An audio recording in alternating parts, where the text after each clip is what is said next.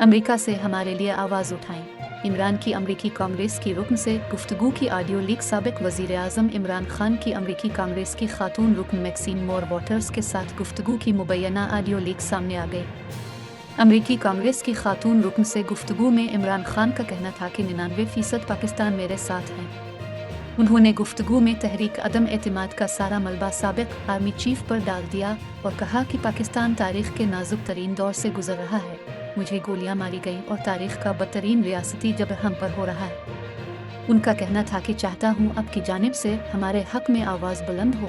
अब अगर अमेरिका से हमारे लिए आवाज़ उठाएं तो इसके असरात होंगे। लीक ऑडियो में साबिक वज़ीर आज़म का कहना था कि हमारी हुकूमत माशी एतबार से बहुत बेहतर काम कर रही थी। पाकिस्तान की किसी जमहूरी जमात के खिलाफ तारीख में इतना क्रैक डाउन नहीं हुआ।